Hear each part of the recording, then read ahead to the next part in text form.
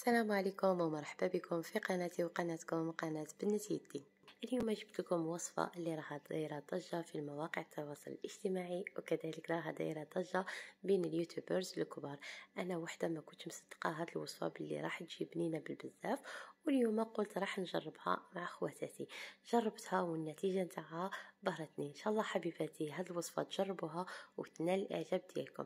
صدقوني حبيباتي هاد الكفتة العدس من ابن الوصفات اللي جربتها، والمذاق ديالها يعني ما راحش كاع تتوقعي باللي هاد الوصفه غير بالعدس. نروحوا للمقادير على بركه الله. بسم الله.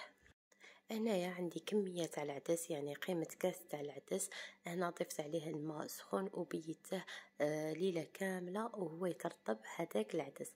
على ما غدا من داك هذاك العدس صفيته من هذاك الماء كما راكم تشوفوا هنايا في الصوره، والعدس نتاعي ولا رطب كيما اللوبيه كي نرطبوها، مي هو رطب بزاف على اللوبيه. راح نجيبو هاد يعني اي باطوغ عندك في الدار جيبيه باش تطحني به العدس نتاعك. هنايا العدس نتاعنا نديروه كامل في الباتوغ، وراح نضيفوا عليه المكونات الباقين. راح نضيفوا عليه حبه تاع البيض، وراح نضيفوا كذلك 3 فصيصات تاع الثوم وزوج مغارف كبار تاع القزبر او المعدنوس. هنايا كل واحد واسمو يفضل، انا وحده نفضل القزبر، ضفت 3 مغارف كبار تاع القزبر. وراح نزيد نضيف عليه مغرفه تاع الملح، ونضيف مغرفه صغيره تاع الكمون، ورشه تاع فلفل الكحل. وكذلك راح نضيفوا عليهم 3 مغارف كبار تاع الحليب. هنايا راح نطحنوا هذا الخليط مليح مليح حتى هذاك العدس نتاعنا ينطحن وما يوليش باقي، يعني ما يوليش معروف مع هذاك الخليط. هنايا بعد ما الخليط ديالنا ينطحن راح نديروهم في اناء ونضيفوا عليهم المكونات الباقين. هنا الخليط كما راكم تشوفوا يجي شويه سائل، يعني ما يجيش حاكم روحه، مي من بعد كي يزيدوا المكونات راح يولي الخليط حاكم روحه.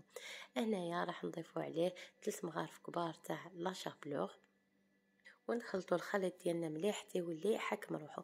هنايا في هذه المرحله الا شفتوا الخليط ديالكم مازال سائل زيدوا ضيفوا عليه شويه تاع لا شابلو. هنايا الخليط ديالنا راح ندير فوسطو كما راكم تشوفوا، انا راح نشكل كويرات وندير فوسطهم الفرماج. وانتم هذه الطريقه تبقى لكم اختياريه، مي هذاك الفرماج راح يعطي لها طعم رائع ويزيد يبننها هذه الكفته تاع العدس.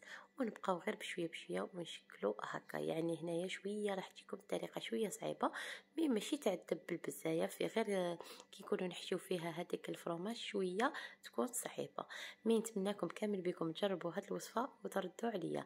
هنايا نروحوا نقليو هذه الكفته نتاعنا تاع العدس، نديروا الزيت نتاعنا تسخن، ومن بعد نحطوا هذه الكفته ونبداو نقليو فيها. هنايا لازم ما تبقاوش غير تقلبوا في هذه الكفته نتاعكم باش ما تنفرط لكمش، حتى تحمر لكم من الجهه التحتانيه، ومن بعد قلبوها على وجهها، وفي الاخير نحيوها وبالصحه والراحه. هنايا انا الكفته نتاعي قدمتها مع الفريت، كنت قليت كميه تاع الفريت ودرت لاصوص طوماط. كما تعرفوا لاصوص طوماط درت غير شويه تاع زيت شويه توم وزوج حبات تاع طوماطيش يا ربي، ربيتهم وضفت لهم شويه فلفل الكحل والملح، وطيبت هذيك لاصوص طوماط تاعي. من بعد ضفتها فوق هذيك الفريت وديرت هذيك الكفته تاع العدس من الفوق. صدقوني حبيباتي جات بنينه بالبزاف. وهنا يا حبيباتي حبيت نقول لكم اللي مازالها ما على بالهاش باللي عندي قناه تاع الروتينات، روحي ادخلي لقناتي قناه بنت بيتي، راح نشارك معكم فيها روتينات بزاف شابين. ان شاء الله ينالوا الاعجاب ديالكم. وهنايا نقول لكم وصلتوا للنهايه تاع الفيديو، ما بقى لي غير نقول لكم نضرب لكم موعد عن قريب ان شاء الله، ومع السلامه.